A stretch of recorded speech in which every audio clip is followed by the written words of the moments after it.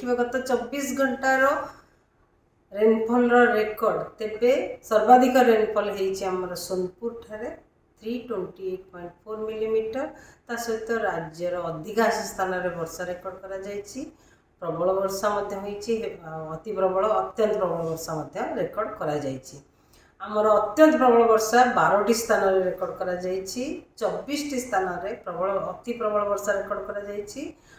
37टी स्थान में प्रबल वर्षा रेकर्ड कर सहित आगामी जदि आम मनसून रेनफॉल स्टेटस देखा जमीक प्रथम 1 जून ठू नहीं कि 6 जुलाई पर्यंत आम टोटल वर्षा राज्य में 324.2 मिलीमीटर जोटा कि आम नॉर्मल वैल्यू रही 265.8 मिलीमीटर जहाँफल आमर पूरा राज्य में वर्तमान 22% एक्सेस रेनफॉल रेकर्ड करा सहित राज्य रे सबु जिला गुड़िक प्रबल सबु जिला गुड़िक नॉर्मल किंबा लार्ज एक्सेस किंबा लार्ज एक्सेस वर्षा रेकर्ड करा किंतु 3टी जिले में एपर्यंत डेफिशिएंट रेनफॉल रही जोटा कि आमर सुंदरगढ़ कलाहांडी एवं नवरंगपुर जिले ता सहित वर्तमान डिप्रेशन टी साउथ झारखंड एवं ता पाखापाखि नॉर्थ इंटीरियर ओडिशा पाखे रही जोटार कि रही कि आगु को नॉर्थ वेस्टवर्ड गति कर मूव कर झारखंड नॉर्थ छत्तीसगढ़ एवं ता पाखापाखि ईस्ट मध्य प्रदेश दे आगामी 24 घंटा भितर से आगामी 24 घंटा राज्यर अधिकांश स्थान में हल्का मध्यम वर्षा होबार संभावना रही ता सहित प्रबल अति प्रबल वर्षा होबार संभावना रही सुंदरगढ़ झारसुगुड़ा देवगढ़ संबलपुर बरगढ़ सोनपुर बलांगीर नुआपड़ा जिले में जोटा कि वर्षा सहित कामा स्थान में प्रबल अति प्रबल वर्षा किंबा गोटे कि 2टा स्थान में प्रबल अति प्रबल वर्षा हो पाए ता सहित मयूरभंज केउंझर अनुगुल बौद्ध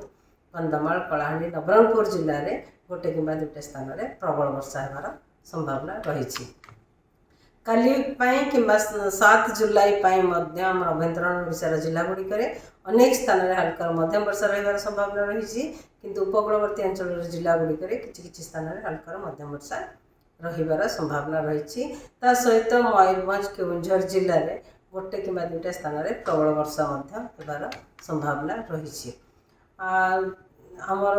8 तारीख रु नहीं 13 तारीख पर्यंत 8 तारीख रु नहीं 12 तारीख 13 तारीख पर्यंत राज्य में किछि स्थान में हल्का मध्यम वर्षा रही संभावना रही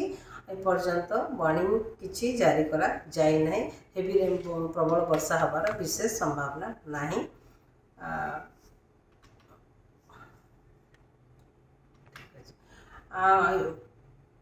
मत्स्यजीवी मानक वार्निंग जारी करा जायछि आज एवं काली आगामी 2 दिन मत्स्यजीवी मानक एडवाइस करा जायछि कि आमर उपकूल ओडिशार उपकूल अंचल फिशिंग न जावाई कारण समुद्र अशांत आगामी 2 दिन पर्यंत स्कली वेदर माने वर्षा सहित पवन पवन बेग 35 to 45 किलोमीटर पर आवर और झटका पवन बेग 55 किलोमीटर पर आवर आगामी 48 घंटा पर्यंत से मत्स्यजीवी मानक जावाक बारण करा जायछि।